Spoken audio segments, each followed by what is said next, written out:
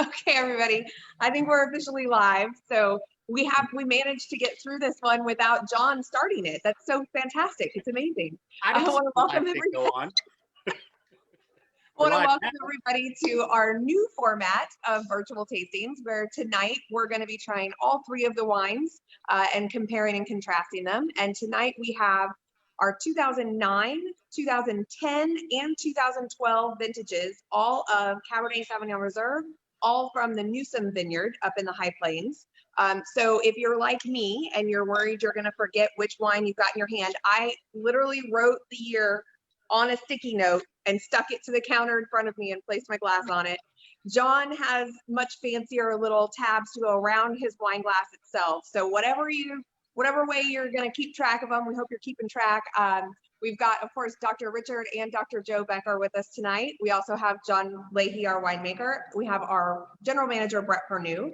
And I'm going to stay on as well as we taste through these fantastic library wines in this wonderful vertical flight. So I turn it over to you, gentlemen, to get us started. Cheers. Cheers, Rebecca. I don't know which one to start with, so I just randomly grabbed the 2009. Okay. So Doc, Joe, welcome back to another episode of As the Wine Bottle Pours. Would you like to lead us off with? I want to say it's September. We've gotten here from March. We've had a lot of people sick across our country and across our state, across our city. We've lost a lot of friends, but we've gotten to September, and we just need to do everything we can to protect ourselves, protect our friends, masks, as much separation as possible, and let's all take care of one another, and hopefully the vaccine will be sooner rather than later.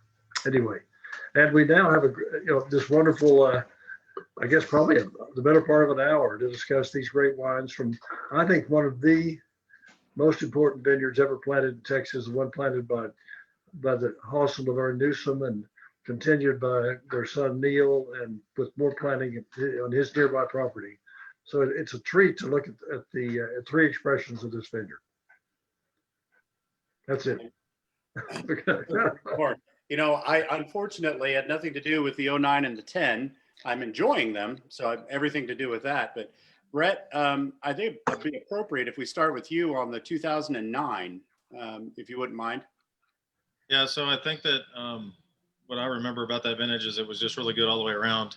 We have a lot of good wines in the winery with the Canada and the Wilmeth, and we keep talking about those, but this is Newsom. As we go into this new format, I think it's going to be really fun to watch as these wines age over time and over the next couple of weeks. A lot of people that do our library tasting with either Rebecca or myself downstairs, they get to do this, and it's not very often that we get to sit down and go through these flights in one whoosh, I guess. But to me, the 9 just got a lot of, even for how old it is, still has fruit in it. And I'm actually using 2 separate glasses because they tell you that sometimes with older fruit, the smaller glass will bring more fruit forward out of our Riedel seminars that Rebecca and I get to go through. But it's interesting to me how these 2 glasses, how they do taste different, and the little bowl does bring more fruit out for me. Do you want me to talk more about the Newsom Vineyard back in the day? My 34 ounce Bordeaux bowls, but the thing I like about mine are the opening is much narrower than some of the other styles. Yeah. So I'm very much enjoying that. So Doc, what about you in the 2009? What are you getting out of it? Well, I get an amazing amount of bright fruit, of kind of raspberry and dark cherry. So this is nothing in this is retreating. I think it's very forward. I think you would not think this wine is 11 years old as a Texas wine. It looks, smells, tastes like something just released. So I think it's going to have a long life. I'd love to taste this like tasting Bobby Cox's wines that are 20, 30, 40 years old. They're astonishingly healthy and fruit forward. That's what I get. I'm getting an absolutely, just to jump ahead, absolutely amazing tannin structure on the palate with the 09. That's really held up in the last 11 years. It has, Joe. You're absolutely right. It really has. So Rebecca, what do you think of the 09?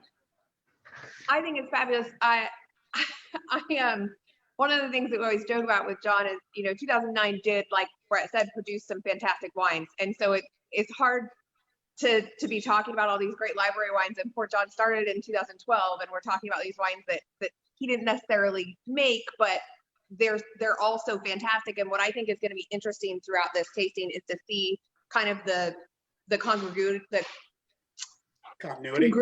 of those wines as they go through. Yeah. So how long have you been tasting these wines? My mouth. But even with two different winemakers making these three wines, I think you'll see a lot of things that structurally and flavor-wise, both winemakers really brought out the best of this fruit. And I think that goes goes to show not only that we have great fruit, but that we've also had some really great winemakers at Becker. And so this one, I'm also amazed at the amount of fruit, how fruit forward it is on the nose. I also am getting that sort of nice earthiness that starts to come through on the palate, and that those tannins, like Joe said, are still right there, but they're just so smooth and very velvety. This is definitely a really nice complex wine, but it's really, really smooth and very nice, drinkable Cabernet, especially an 11-year-old Cabernet. I think it's just fantastic. Yes. I'm going to ask Bret about, and my memory of this, Bret, is that this was extraordinary in the barrel. And correct me if I'm not remembering right, but I thought we were so happy with this wine. We tried to get just straight from the barrel into the bottle with very, very little anything. Is that your memory? What do you think? Yes, I remember that almost all the nines in that vintage, and although we give John such a hard time about the 09 stuff, I do think it goes back to the people whose name is on the bottle and the front gate about the styles of wine that we make. And, when we taste those barrels back in the day, this was probably still when we were predominantly on the A&K cooperage side. I think all A&K, yeah. Yeah. And I think that it was a testament to not only the year of the growers. And for me, this is fun because of the fact we do get to span back and see kind of what happened so long ago at the winery. And we didn't have near as cool a toys as we have now as far as that new press that we have. And but the philosophy was still the same, was to make the best wine we could make, to get the grapes as ripe as they could possibly get. And Neil Newsom did a great job for many, many years for Becker. And unfortunately, we didn't continue, or we weren't able to continue the contract with the grapes. But I think that was kind of one of those mutual splits that we had in about 2012 that it didn't work for either one of us anymore. And that's why I get the question all the time, so I'm going to answer it before it pops up on here. Why don't you buy the Newsom vineyard fruit anymore? But I think it was just something that this vineyard was the oldest vineyard that he had that his parents planted. And it was kind of going in a direction that needed a lot of time. And we were really on the upswing as far as our production levels and that sort of thing. And he had a ton of different blocks that were new blocks, but we couldn't get onto them because they were already contracted. And I think that's why we ultimately decided to move on. But I think when we tasted these through the barrels, I think you're exactly right, Doc. I think it's one that we kept going back to, just going, holy cow, this is doing the right thing. And again, it was picked very ripe. I can't remember what the alcohol was, but right at 14%. And that's just something that, as it went through the program, I think it was a shining star pretty much the whole time that it was there. That's what I remember. Yeah. I want to make a brief comment just on the vintage. To me, 10, 11-year-old Cabernet, that's about the time you want to start drinking a cab. I mean, this is coming into its prime. I understand drinking it younger. I'm not saying it's not doable. I do it all the time. But to me, a decade in, that's when Cabernet really starts to blossom. I really am enjoying the nose on this quite a lot. It is starting to open up.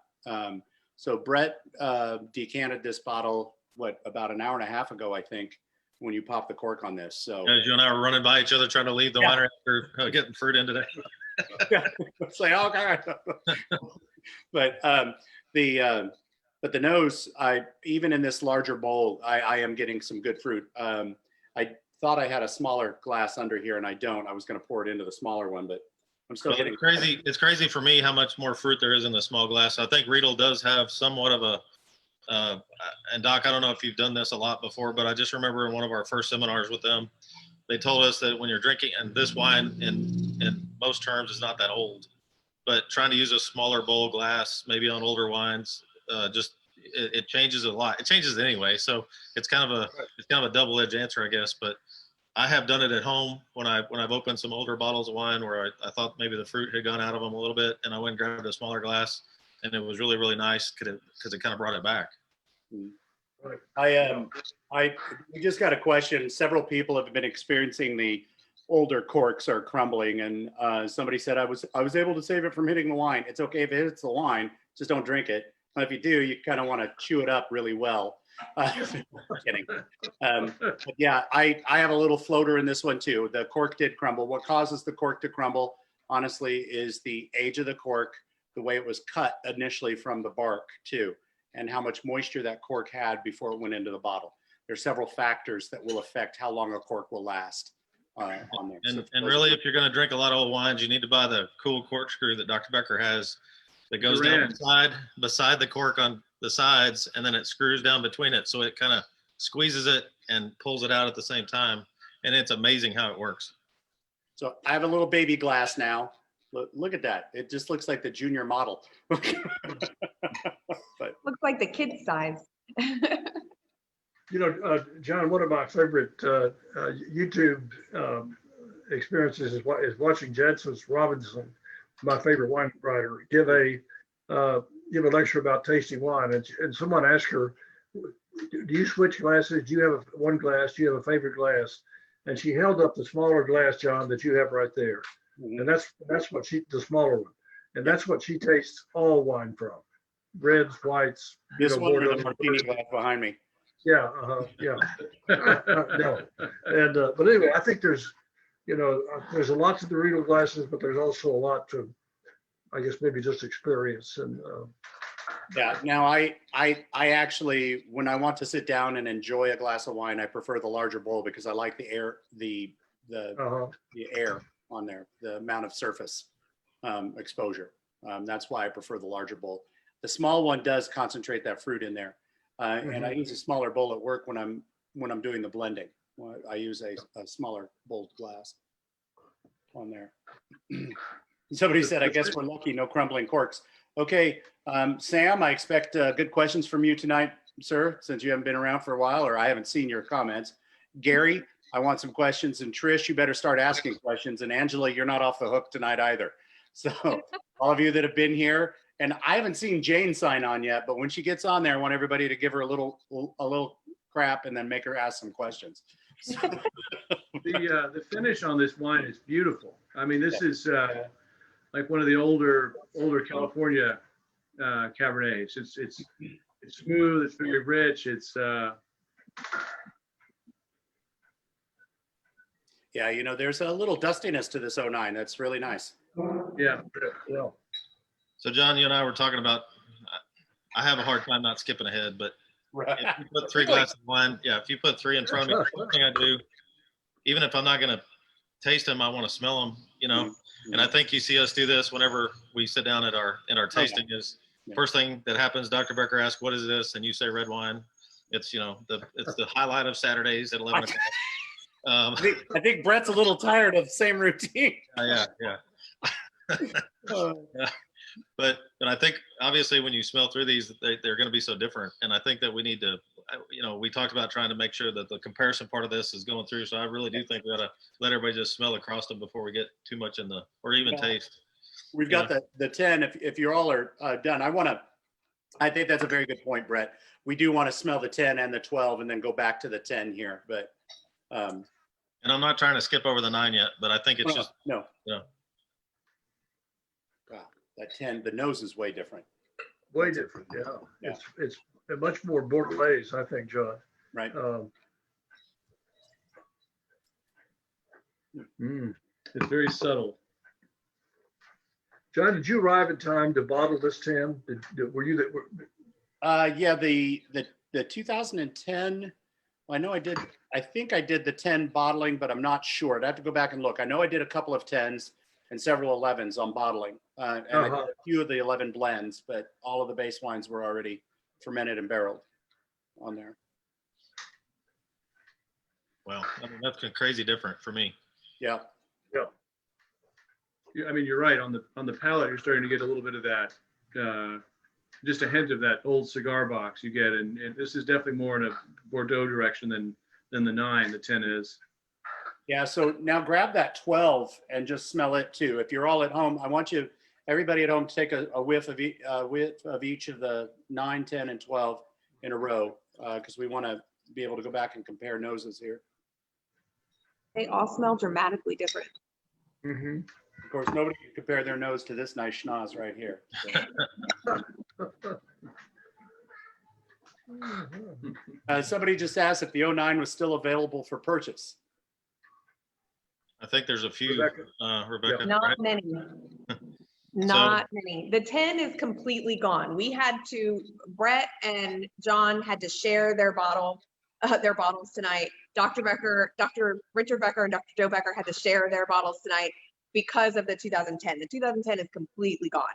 We still have a few bottles of the 09 and we have some bottles of the 2012, but not many. So again, just shoot an email to the wine club department or call us at 830-664-2681 extension 230, and we can hook you up with the 09 and the 12, but there are not many of those left either.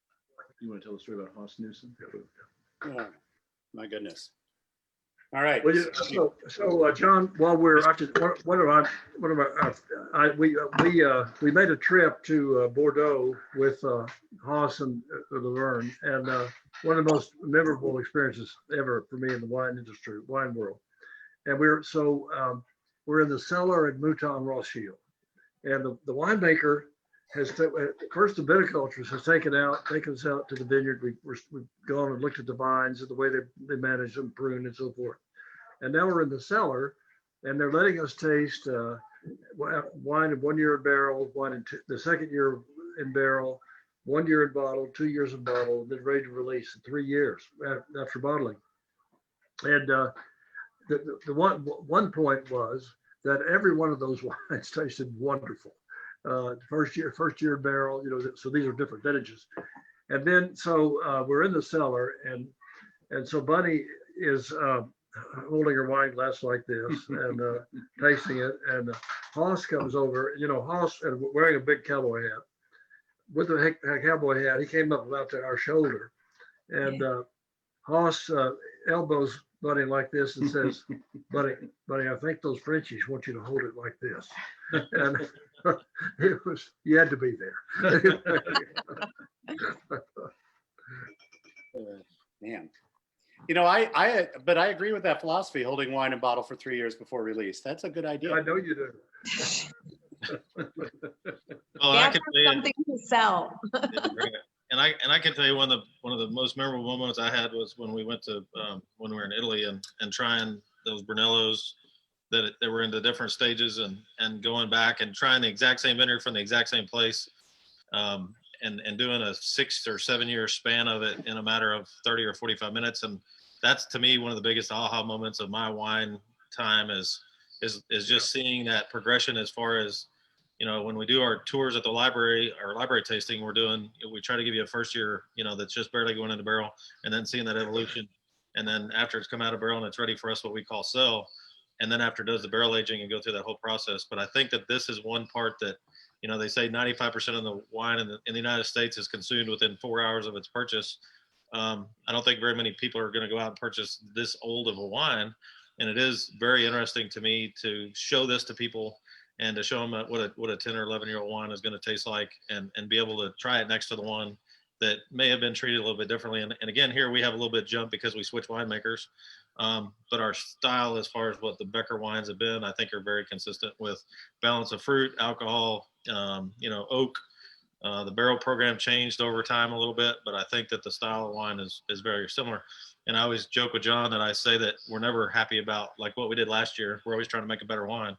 And I think that's continually what we're doing, as we go forward. Well, I think we should start talking about what we're smelling and what we're tasting on this 2010 since Bret had us, jump forward to that. I actually wanted to go back to the 9. I just wanted everybody else to be able to try that. We'll go back to that at the end. So the 10, I will say for me, it still has fruit for sure, but it on the palate even it's not as bright a fruit. It's almost like a baked fruit on the palate for me. and definitely has more of the earthiness than the 9 did. How about for y'all? I Huh. feel the same way. I Well, so really, let's go I back like to the 10. 9. No. John? I like 10 and 12 better than 9 because I love Bordeaux. So do I. The Bordeaux character and taste, and this has the forest floor, humus, saddle leather, a little bit of eucalyptus, all those things that I love so much in Bordeaux. In the 2010. And the 12. It's fun to taste them side by side. Well, somebody just asked too, the smells are so distinctly different. Is the process the same from year to year? And the difference in the grapes or what? Well, the basic process in winemaking is the same regardless, the basic process. But each year is a different challenge because of the fruit, the weather, the challenges that year would affect the fruit quality. It also affects from the previous year too. But, and I think Bret covered it pretty much too. So the 9 and the 10 were vinified by a different winemaker. But the base process was the same, the consistency as far as the change up a little bit on the 12. I did end up, we used more French oak in 12 than we would have in the previous couple of years. I think would have been in Because the 9 and biggest 10 would have major- mostly been A&K barrels, right? Yeah, the A&K Nine- barrels we did use in 12, yes, but I also stole The 12 some of was- I stole some of the Viognier barrels after we racked the freshly fermented wine off and threw them into the. I remember that. Yeah. So Doc kept saying, this is a remarkably dark red color for Sauvignon Blanc. So, but yeah, the 10, that 10, It is a child of Sauvignon Blanc. I mean, it's related. right. It's funny because I do get just a hint, like on most older wines, I get that very, very faint amyl acetate in there, which is, it's still opening up, still needs that air to resolve. This has only been decanted an hour. So, when people ask about decanting, a couple of hours for a 10 or 12-year-old bottle is not out of the realm of possibility. Bret, what are you getting on the nose for the 10? I just looked down at my notes because I was trying to see what we said about their instructions for decanting. If we said 2 hours or 3 hours or 6, but no, what'd you say? You said 1? Well, I'm just saying that 2 hours is not out of the realm of good, an hour at least, but Yeah. a couple of hours. I agree. Yeah. Yeah, this 10 the nose is really starting to open up. Yeah, and I think I definitely get more of the forest floor, like Dr. Becker was saying. It's not as fruity as that previous one, and it's definitely not going to be as fruity as what the 12 was. And I think going back to your winemaking thing, I try to explain to people that it's kind of like, when you're cooking at home, you try to keep this somewhat the same, but wine is so much of a variable in the year that you have, from the vineyard side to the weather to all the things. But don't you think that most of the time that you're trying to do consistent winemaking, if you had success, you're going to look at your notes and you're going to try to ferment maybe very close to the same temperature, but it's all on taste. Mm-hmm. At every moment that you're making it. It's not just, well, I made it this way last year, so I'm going to put this much yeast. I always give these guys a hard time about, probably like the 9 and the 10 is that we use D254 yeast or whatever it was. And it was a regimented process to a certain extent, but it was also adjusted all the time. And I think that John and Rachel are doing that almost every minute of the day as they're making wine, and every winemaker probably should be doing that it isn't necessarily just going back to the cookbook and trying to do it the exact same way. That's, there's a product that they make and it's called beer, and that's how that works most of the time. And tequila and vodka and other things, but that's also why we get these nuances in wine that they don't get in those other beverages. But will you talk a little bit about that, how you're adjusting when you're tasting? Sure. And I think if Rachel's listening, she's not here to roll her eyes, but we do start out with an idea. Okay, this lot, we're going to do this. We're going to use this yeast. We found that this worked, and we do spend a couple weeks before harvest starts to do the planter, set it out, and then she always accuses me the first day the fruit comes in of throwing the planter out the window. I don't necessarily throw it out the window, but it's because we adjust what has to happen, that fruit, depending on quality, depending on ripeness, depending on several other factors in that. So yeah, we did use in 2012, we did use one of my favorite yeast combinations is D253 and Uvaferm 43, using 2/3 of the D253 and 1/3 of the Uvaferm. Their simpatico in their fermentation, but their metrics, they start off and have at different lags than each other. But once they get going, they peak together. They don't fight. They don't, but they complement. One offers more mouthfeel. One offers more fruit ester in there. So in 2012, and again in 2013, we used that D253 Uvaferm 43 combination on several of the Bordeaux varietals. I found after a couple of years of doing that, in each year we took a smaller lot and tried a different yeast to see if there was a different yeast more acceptable for the Texas climate or not. And that learning curve for me was showing me that there were some other yeasts that did equally as well or had a different aspect to it.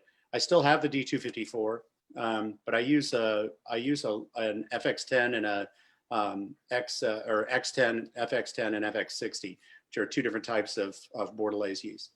And they really they have a yeast cabinet as big as most people's pantry back there. It's got every, like you can't even see how wide my hands are, but they are full of yeast. They get to pick whatever strain they want and whatever, price doesn't matter, right? Right, Doc and John?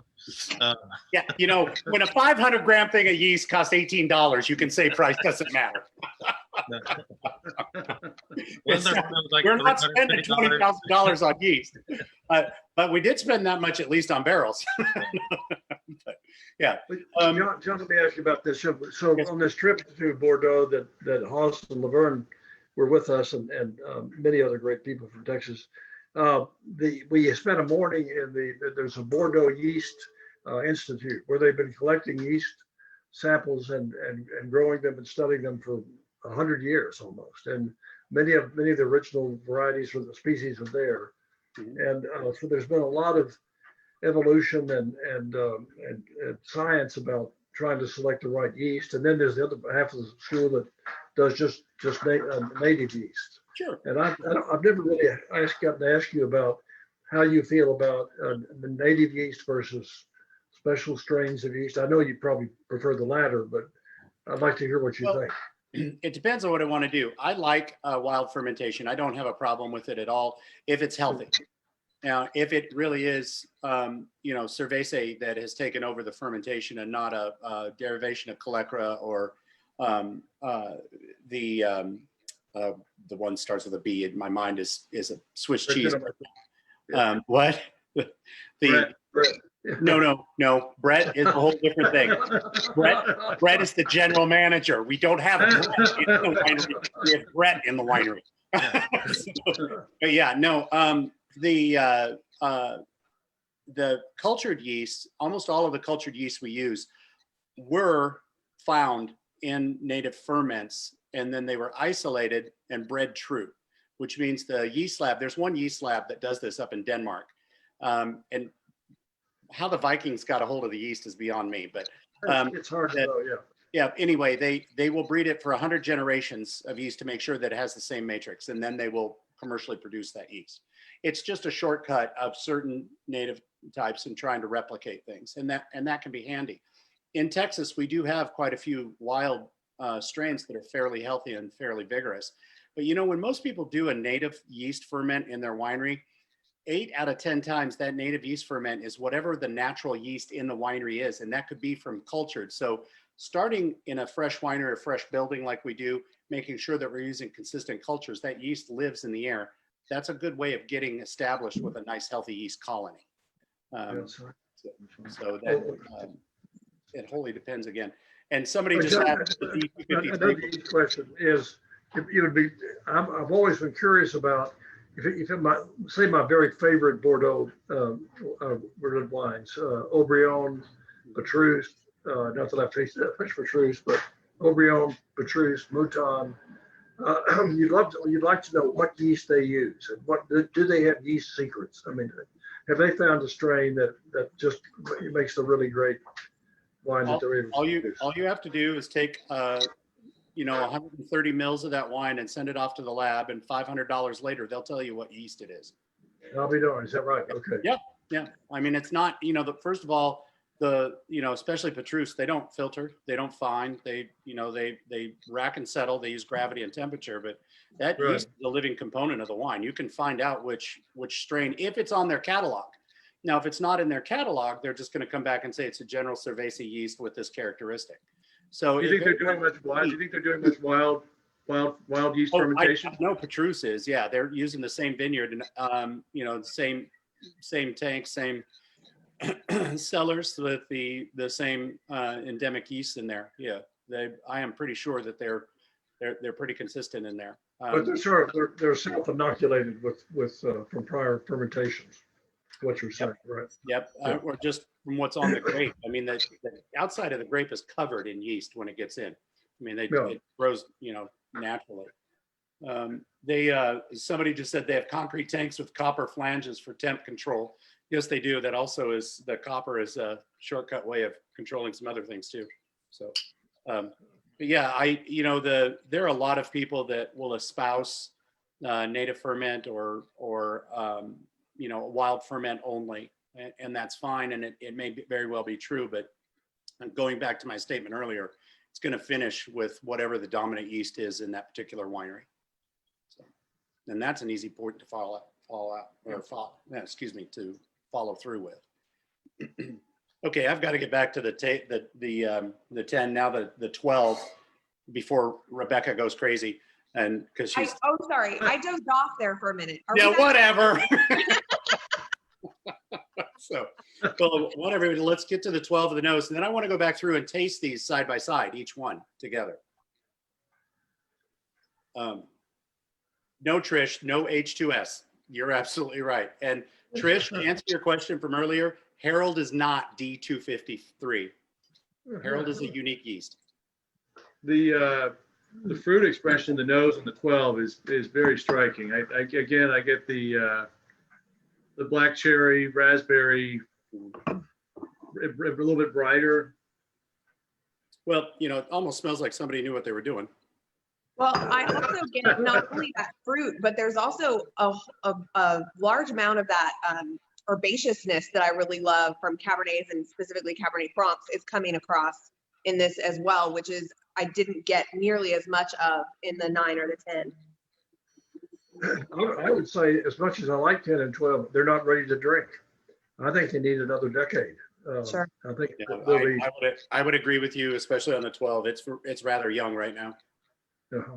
But unfortunately, I think when you start developing a taste for vintage wine, somehow your pocketbook starts shrinking. And the space in your house, mainly, Right. All of a sudden you have space, issues. But I think one thing, like we were talking about what we tasted out of the barrels, being able to taste all the vintages of these Cabernets since 2007, when we started doing these single vineyard cabs, I do think that as we're going forward, the 12, the 13, the 14, I just remember as good as what this 9 was when it was 2 years old. I think the stuff that's coming up is just going to be lights out good. I think that as we go forward in our library program, and I've been able to, instead of hold a couple, 100, maybe 100 cases, I think the last time I put one of these down, it was 450 cases that we didn't sell when we could have sold it. And we're trying to build this library program where we're not going to be selling out of the 2010 of one of these vintages like we did this week. And it's a big deal for us to delve this deep in our cellar. It's never happened since I've been here, to go through and actually take a vintage completely out to zero on purpose, so to speak. So I think the 17s and 18s in 10 years are going to be fun to try. Mm-hmm. And 20, yeah. Yeah. I mean, I'd just like to also interject that since we did take the 2010 Newsom Cabernet down to zero, I feel like I'd be willing to help you take the 2012 Cab Franc down to zero. If y'all will let me. Rebecca, you did. I did not. There are 6 bottles left down there. And they do say, do not touch. Yeah, right. Do not touch Rebecca. Okay, I do want to go back to the 09 because just smelling this. So we get a little soy sauce on it, which is really indicative of a nice older wine to me coming out. Well, yeah, that little. Yeah. Well, and I think one of the other things too that we found is obviously just like if you're going to do any tasting, the order in which you taste the wine is very important as you taste. And you could try these 3 different ways, and I don't think that you're gonna find a correct way exactly to do it. But I think that it's fun to kind of mix it up a little bit and go back to that one, because it definitely tastes different to me after the first taste that I had. And we kind of talk about this a lot, like warming up your palate so that you're ready to taste. But that naturally is going to happen if you're going to try 3 or 4 wines anyway, right? Right. You know, John, there's a pomegranate starting to emerge from the '09. Okay, Persephone. Sorry. I really like the '09. I Yeah. think it's Yeah, it's coming. It's very nice, Joe. It really is. So I really like the tannin structure, especially on me that it hits at 2, 3, and 4 immediately. It's virtually nothing on 1, 2, 3, and 4, and then a really nice smooth out on 6.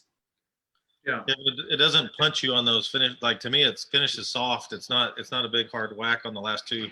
You know. No, right. Very, very I agree. And you know, John, 2000 to 2012 has some nice tannins in it also. Just comparing the two. Yeah, I'll take a sip of the 12. And I want everybody at home to kind of follow along and do this. Take a sip of the 9 and then jump to the 12, and then we'll go back to the 9 and jump to the 10. We want to go back and forth a little bit here. 7 pomegranate seeds. It was 3, Trish. It was 3. 3 months of winter. You know, also the 9 has the lowest alcohol, 13.8. So, and that's, I think that's part of its structure. Hey, I just noticed this says 13.82. That was one of my smart aleck years about having 2 decimals. Yeah. It says 13.82, John. Yeah. That has correlation to my spreadsheet we were talking about today. I just like giving Trish a little bit of a hard time because I'm loving her comments coming back. So I want people to start asking questions. If you have them, you need to ask them.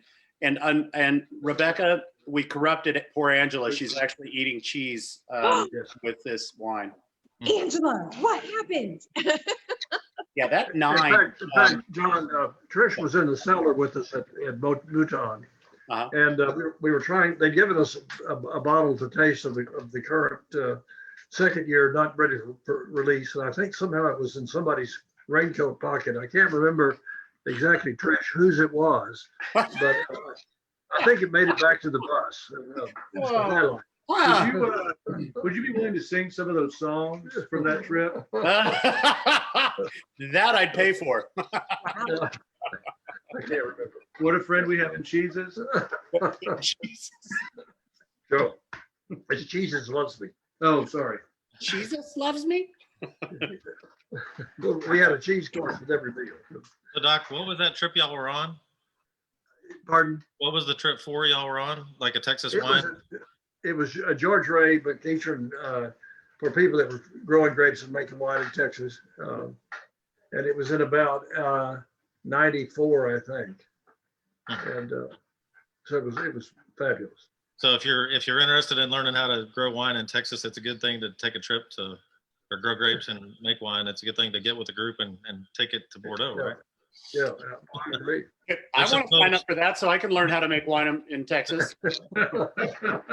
Hey, you know, Bobby Cox, whom is I got to meet him when I first moved here and everything, and a wonderful guy that he is. And he's been making wine, you know, he's making wine in Texas back in the 80s, and it's wonderful vintages of Cabernet. Hey, Bobby, I'm learning.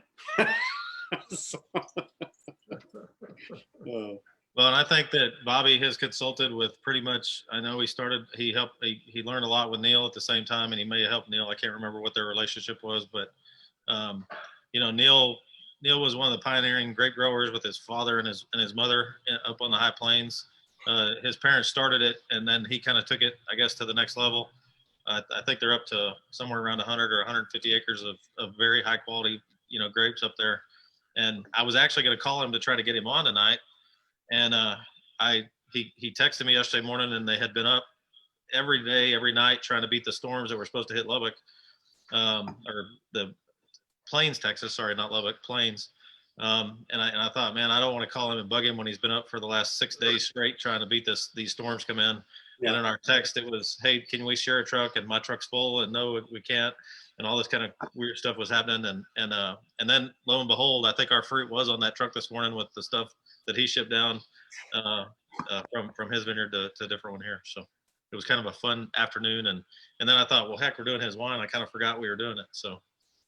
Well, It was on your calendar, Brett. It's not my fault you forgot. Neil, I will say you look at the definition of a gentleman and you will find his picture right there. So he's the guy that bends over backwards to help anybody new in the industry. He's answered tons of questions, but I will never forget him putting me on the hot seat on the last vintage we picked there. And I was out in Laverne's vineyard, and he came out and he goes, "You going to tell me to pick, or are we going to wait?" I looked at him. I'm like, "Oh, buddy, no." And then you pointed me and, you said, "That's the heavy right there." There are two great women, John. There are two great women in that program. Laverne and then Neil's wife Janice. They are very much a part of everything that happens up there, and it's a I really like the Mrs. Newsoms. They're very, very nice people. Yeah. So this vineyard is actually in Plains as well. It's about. I mean, Plains is only this big. Is it just these two vineyards then? It's a bend in the road. Hey, don't make fun of Plains. They have a great little Mexican restaurant in there. Wonderful people, and the high school is awesome. It's also a great place to get melons. Yes, they actually have a watermelon festival there. Yep. Yes. But I do think that Neil is one of the most influential growers in the state, along with Bobby Cox. Obviously, with the growers that we deal with now, they're kind of the second wave after that crew got started. And I think if you ask Jet Wilmoth and obviously Miss Canada and the Canada family, which they're related to the Newsoms. And by the way, we have two Newsom vineyards that we deal with here at Becker. One is Neil and Janice, and then Steve and Cindy are the second Newsom. They all tell me very quickly that they're not related, and you can read into that how you want from either side. I'm not judging, but the other Newsom family is up in Sundown, Texas, which is just a little south of Levelland. But when you look at that geographical area, usually our vineyards are about 45 minutes apart from each other, with the exception of the Farmhouse Vineyard and the Bingham Vineyard, which are like 5 minutes apart because they're, again, related. But this vineyard is north of Plains, about 5 or 7 miles. His mother's vineyard is next to her house, and then you go a little bit further north and to the east, and then Neil's bigger vineyards over there too. And he also hosts, if anybody's interested, normally in the spring they do Newsom Grape Day, and so they invite everybody in the industry there. He's usually got about 250 people in his barn. They share every bit of information that they have of what worked and what didn't. They'll tell you, don't plant this on that rootstock, it doesn't work, and you can take that, and use it in your next round of planting. And that's been, I think, the huge benefit of the information sharing that they've provided to the entire industry. So. Okay, so somebody was just asking food pairings, and I'm going to tell you right now, a little Stilton Blue and a cracker goes very well. So we actually sent some recommendations, right, Rebecca? We're supposed to go over those, yeah. And John wrote those, so hopefully they match his responses, right? I sent it to him to double check after I typed it up. Yes. And we included Dr. Becker's favorite. There's triple cream brie on there. Yeah. Just for you, Dr. Becker. Well, I don't want to spend a whole lot of time talking foods for each individual wine, because I want to get back to this tasting on the 12 and the 9, and then the 12 and the 10, and then the 10 and the 9 to do this. So the pairing suggestion, I mean, with any vintage wine, honestly, what we've talked about in the previous episodes, a lot of those foods will go. Do you have a particular, we'll just go through one each here. Doc, Joe, do you all have a particular favorite food that you would pair with one of these vintage wines? I was just thinking, Stephen Piles used to have or still does, like a 72-hour aged Wagyu beef tenderloin with a very delicate rub that I think would go very well with some of the dustiness that you get on the back of 9. Right. The 09. Oh, that would do well. Yeah. Brett? Tenderloin? No. Of course. No, Well, but no, but I do think as these wines get older, it gets a little more intriguing about like maybe what you pick, and I think that all the smokiness and the things that are coming out that I'm getting on some of these, I think you have to kind of tame that to a certain point. With, I think let the whatever you're eating kind of let the wine speak to a certain sense, and I think that if I had to pick something with this, I would say a meat that is not overly smoked. I don't know that I would want like. And when I take that smoke category, I think, you take brisket, you take it on the one end of it being very, very smoked versus a steak that was just cooked over, wood or even charcoals or anything else. But I think that you got to kind of tame that a little bit to a certain extent, maybe with the older wines. Mm-hmm. Yeah. Maybe something a little sweeter like a glaze. Oh yeah. On there, Glazed duck. Or duck, right? Yeah, I'm sorry. What was your pairing there? Glazed duck. Oh, so Swisher Sweets. Stop it, John. John, I've got the perfect pairing. Yes, sir. French oak.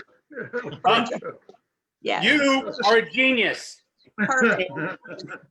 You're definitely better than Albert Schweitzer. No, I think that with these wines, you definitely need sort of that more of a fattiness to it, more of that sort of, and the glaze I think is also something you get a little bit more of that, and as opposed to a smokier, heavier sort of barbecue type flavor. I think you go more toward the fatty and the glaze. I think with these wines, I absolutely agree with Bret, which made me very excited to get to say glazed duck again. Yeah, right. So Doc, somebody just asked, what did you just pour more of? Well, I wanted to get the 9, 10, and 12 all in the same glasses, which I've done. And I think that's valuable if you're trying to do side by side. Michael Lockhart, our chef, made a wonderful salmon Oh man. with duxelle, which is a complex champignon mushroom reduction with balsamic vinegar and all kinds of and wine on top. One of the best things I've ever tasted. And I think that for me, the 09, which has the pomegranate note still. I want to see if it was there in this glass. Would have been great with that. With the 10 and the 12, I think I agree with Bret. I think a really perfectly cooked tenderloin or or a T-bone is what I would like with the. So Angela, no, there weren't any other grapes mixed in with the wine. Just wine got mixed with the wine. We try to keep the grapes and the wine separate. Be nice. Sarcasm is great in small doses, sir. Really? Unless it's just straight between me and you. Yeah. Then the more the better. So Angela, the 9 and the 10 are all Cabernet. The 12 has a touch of the Merlot from the same vineyard. So that to give you the shortcut answer. How about that? That was better, John. Thank you. I want to put the 12 aside for a moment because I would like to go and compare the 9 and the 10 back and forth on a taste.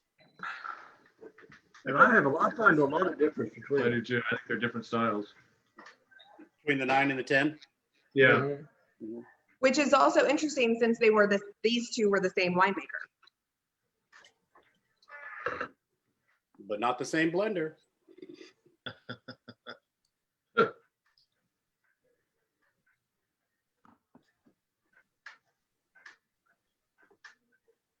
I still think the 10 is more in the older Bordeaux direction compared to the 09.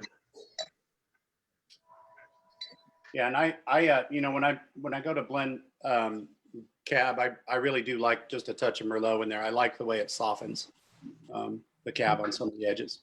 But of the two, I'm actually preferring the 10 over the 9. But I mean, I like the 9. I think the nose on the 9 is awesome. But So what's interesting for me is that when I first tasted all three, I was leaning between the 09 and the 10, I was leaning toward the 9. And now as they've opened even more, I'm leaning more toward the 10 over the 9, which is interesting. so what are some of the primary differences you're seeing, Bret, between the 9 and the 10? Well, I think we kind of hit it on the head. I think when we went through them, that the 9 to me is a little brighter. I mean, it has more fruit notes in it. I could get more like blueberry, and I think that's more muted in the 10. And what I remember is that the years were very different. You know, I think at 10 we might have had a little harder time with, overall ripening, even though the alcohol is a little higher. I think that one was a little more uneven in what hit the bin. Right. And I think that's also what kind of progressed through as we went forward as that vine got older. But I get a little more cooked notes in the 10 than I do in the 9. 9 is a little brighter in the fruit that's still in it. And I think that's why to me the 9 is maybe, I don't know, if I had to pick one to put for a long time, I'd put the 9 away and let it cruise. But I also have a preconceived notion because we tried so many of the 9s that are so good. So maybe that's part of it. Right. Well, I mean, yeah, it's a fair point. I think the 9 will last a long time. Absolutely. I'm kind of leaning towards more of the tannic structure on the 10, I think is where my hedge goes on there. There's nothing wrong with either one of these, and there's nothing wrong with putting either one of these away. But I think to your point earlier, Doc, about the 10 and the 12 needing some more bottle time. Yeah. And Jet just piped in saying that 10 was a wetter year than 9. Okay. Yeah. And he will definitely know. Jet has He is the weather all the guru. receipts Yeah. for that kind of stuff. Yeah. You want to know anything about how the weather affects that part of the world, Jet is your source. Yeah. I was going to call him, but I didn't want to have to answer the question about the Tariga. Yeah. He's online right now. I meant for that. Gary writes the statement, in my most technical tongue, I think the bottle that has been decanted longer wins. So yeah, the longer the decant, the more it's opening. Okay, so we did the 9 and the 12, but we've not done the 10 and the 12, correct? Yeah. Doc, would you like to lead off that comparison, sir? Between the 10 and the 12? Yeah.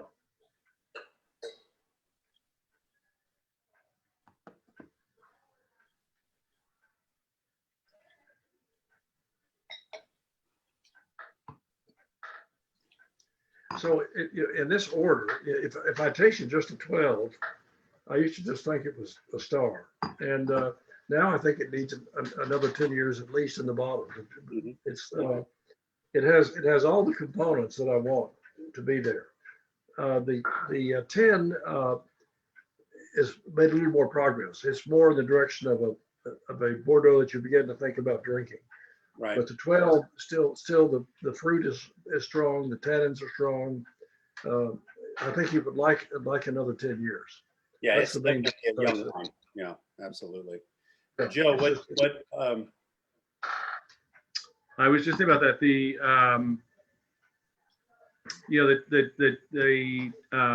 The front palate of the 12 really hits you with a lot of bright fruit notes, and I think Dad and I are saying the same thing. I think that those very complex bright fruit notes, those are going to become more subtle over time and integrate very nicely. And I think you'll get another beautiful cab. But I actually really like it now. I like the tannins in it. I like the mid palate. I think it's very beautiful. Yeah, I do like the wine, but I really think it is young. It still has a lot of structural issues to work out with age. I think those tannins, they're still I'm still getting on 5 and 6. I'm getting some shorter chain tannins, so a little drier, less developed. But there's nothing wrong with the fruit structure here. That fruit's going to last a long time on there. You know, there's kudos to Neil. He grows good fruit. But that 12 is rather young. So the number one question we get in the tasting room is how long will these age? So let's let you guys answer that. Well, all the way up until you pull the cork. We're looking forward to finding out the I answer. think you could easily get to 2 decades on these, and they'd be great. Yeah, I think so. I really do. I think, what would be fun is with the 09 is to try it again in 2029. Yeah. Yeah. So Rebecca, how much of that do we have left? Do you remember? I think honestly, I really think that the 09, I think we have about 35 bottles Yeah, left. so is all that we means, have. then that means it's not for sale unless we get overrode, right? So we could And try the it. 12 is less than 100. Yeah. Dang it, we should have saved Really? more, right? Less than Yeah. 100. Yeah. Well, So we weren't saving much back then. We really weren't. It was, and we were, we weren't paying that closely attention, and we hadn't sort of developed that whole library tasting as an option much yet. And so we weren't kind of thinking about holding on to these for these other events. And so it as we move forward in the years to come, we'll have a lot more of the older vintages, but the 9s, 10s, even the 12s, the 12s sold so fast. And then I think because we had such limited amount of fruit in 13, that we sold more of the 12 than probably we normally would have, because we had to try and cover 2012. So rather than pull more back, we went ahead and sold it. So that, we had got to have product to sell to everybody. So but when we can pull it back, it's great. When we can't, you still get to have it, and hopefully you have more willpower than me and are capable of cellaring it yourself. well, I would suggest then everybody buy a case of wine when they find one they like. Okay. Hey, that's actually the best advice you've given in months. Nice. When you find something you like, get it, because that is one mistake that I made early on in buying wine, is I'd find something that I really liked and I'd buy 1 or 2 bottles, and it was like, why did I not buy a case of that? And Right. and again, I think that if you're going to save wine for a long time, like we did on these, if you're going to do it at home, you can't buy 1 or 2 bottles of it and think you're going to save it forever. I think you have to buy enough of it that you can try it and let it go through its evolution of its lifespan. One of the big mistakes, I guess, that I made when we went to California for the first time is bought a bottle of wine that was, 100 or 120 bucks and put it away and saved it forever. And then I pulled the cork on it maybe 10 or 15 years later, and it was awful. And I was like, man, I should have drank it that year that I bought it and enjoyed it. But I think if you're going to cellar wine, you have to buy it in quantity enough that you can get into it. And my thing is, for anybody buying from us, it's a 5 case, minimum. That's about the right amount to cellar something, Somebody just asked, does corked wine go bad? I.e. wine with a cork in it, does it go bad? Yes, it can. It can. It certainly is a risk. If that seal fails and the air gets to it, then yes, it will go bad. One of the biggest failure rates on cork is from heat to cold, fluctuating the temperature. That causes the cork to swell and contract. That causes the wine to when it gets warm, the volume stays the same. It just expands and it starts pushing that cork out of the bottle. It starts breaking that seal. And then when you cool it down, it contracts and it sucks the air right back into the bottle. So that's why we always say, if you're going to age a wine, excuse me, if you're going to age a wine, that to make sure that you put it in an area with consistent temperature, so it doesn't go through a fluctuation. Here. Yeah. So, yeah, corked wine is bad. You don't want to drink it. Well, there's nothing in it that's going to hurt you, but there's a whole lot in there that's going to make it taste foul.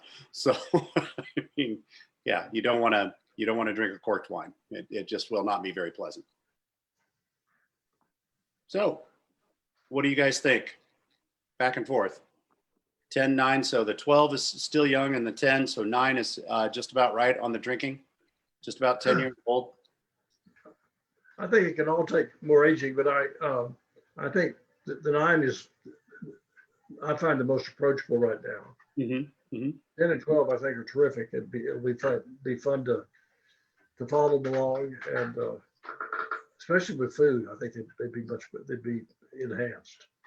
Yeah, I just ate my sodium content for the month. I have Gorgonzola, or excuse me, Stilton Blue, and some really great sharp smoked cheddar that I am now done with salt for the week. That would be great. Is it better to store in a dark place on the home, away from elements, or in a wine fridge? What do you guys think? Both. Yeah. So, I mean, the important thing is definitely away from light and in a cool temperature. So if you don't have a wine fridge, it's fine. You can still store your wine, even if you don't have a cellar. The best place is at the bottom of a closet in the center of your home. So not an exterior wall and away from light and that's typically, you know, the coolest places in the center of the house. So if you don't have a wine fridge or you don't have a cellar, that's also a good place. But Bret always tells a story when we do these tastings when he had built a house. I don't think it's the house you're currently in. I think it was the previous one. They had a wine rack that was built into the kitchen island. And so put wine in there, and then he realized that when the sun came through the windows, it went directly onto the wine rack. And he's like, "Oh, that's not good. We got to move those." And then it was a pretty quick lesson when the first cork blew out on the floor. Yeah. One bottle that was in there, and I was like, man, this, of all the design elements, the west facing, you know, door hit that thing. But a lot of people also put their wine racks on top of their fridge, which is the worst place on the planet. Even if you're buying it, comes out. Yeah. I still think the best place to store wine's in the belly, but It Or won't French stay house. there for 20 years though, John. I don't know how many bottles you got. But I So- think a cool dark place is obviously the best. I mean, the best bet. Not where you said the temperature fluctuates. I'll tell one quick story before we get off here. So when Chris, my wife, worked at the winery, when she was just out of college, they would bottle the wine and then you'd take a bottle or two home. And so after we got married, we moved her out of her parents' house, and we went to flip the bed to move it out of the house to take it to where we were going. And there was like 10 cases of wine underneath that bed. And maybe not 10, Doc. It was probably only 5. But she helped bottle a lot. So 2 bottles adds up. You got Crispy in trouble. No, so one of the weird things about that, a lot of those bottles are still in the cellar at our house. So Really? and it was stored in that spot. And so there's some like 1996 Cabernet still in there. Wow. Yeah, and there was some port in there that we opened maybe at Thanksgiving a couple years ago, and it was crazy. But it just goes to show that was not the most perfect storage condition, but it was in a cool place that was dark under a bed, and a lot of those wines are still really good. Somebody just asked a little while ago, and I meant to get to it, but thank you you triggered it, Bret. They wanted to know, what are the oldest wines you have in your house? So Bret, what do you think the oldest vintage is in your house? In my house, it doesn't compare with Dr. Becker. So probably maybe 90, 92, 93, something like that. Okay. Doc? Joe? You know, I don't drink anything that's younger than I am. So, so at Dad's house, no, you go for it. Probably a few from the 20s. You poured it in 1929. Yeah. Pinot. Yeah. How was it? Unbelievably good. Amazing. Yeah. Thanksgiving we did a couple bottles from 1934, also from Burgundy. Yeah, it was pretty tasty. I've got a bottle of Madeira from 1890, I think 1892. Oh. So that would be the oldest one I have, but you know, it sounds impressive, but you can actually find some pretty decent priced old Madeiras. So just last night, I had a 2015 vintage that was fantastic. Wine doesn't last long in my house. I can't store anything there. So those 20s. Joe, still have the keys to the house? Right. Oh. All right, so John, Okay. I guess we're coming up on our hour, or we're past it. It's not like we're killing anybody's time, but I think that the next couple of weeks as we go through these, it's going to be very interesting to see. I'm excited to try the next 4 weeks of the library wines that are we're going to have some white wine next week that, I mean, who would have thought we could go back and do a 2000, however old white wing that we have, 2012, is that right? Yeah. 12, 13, and 14. Yeah, 12, 13, and 14. And I think there's a very scientific approach to this. It's not just pop the cork and drink it like we do normally. With the time that you spend about getting it right, getting the preparation. I think too, pay attention if you guys have ordered these packs to what the recommended food pairings are, or if there's something in there. We're doing that to try to help you kind of go through the process of what we would do at the winery if we're pairing these for a tasting. Not so much, I guess if we're doing them at home, we're probably gonna do the same thing, but I think it is gonna be fun to go through the next couple of weeks. We'll give you harvest updates on Mondays. They're posting things on Mondays from harvest, and then we're going to try to do food things on Fridays like we were doing, so that you're not missing out on what's going on. But we'll keep you updated on that. Yeah, somebody just asked, is it Wednesday only now for the wine? And for the near term, yes, it is. Wednesdays is the wine night that we will do. We're going to do all three. I also want to go and tell you, if you've opened all three bottles and you want to save them, put the cork in it, put them in the freezer, freeze them and save them and enjoy them. Don't just dump them down the drain. Don't get rid of them. Freeze the wines and enjoy them. If you're enjoying them now, you'll enjoy them a week from now. Just drink them. The night is young. Doc, Joe, any final words of wisdom on the wines? Do you want to score 9, 10, and 12? What order would you drink them in? I'm with my initial reaction. The 2009 is definitely best maturation right now. Lovely tannins, but I think the 10 and the 12 will be fun in another 10 years. Okay. But I agree with Joe. Fantastic. Well, I think that brings the conclusion of the evening. So raise your glass. Thanks, guys. To a wonderul day, and thanks for joining us. We'll see you next week. Cheers. Cheers, everybody.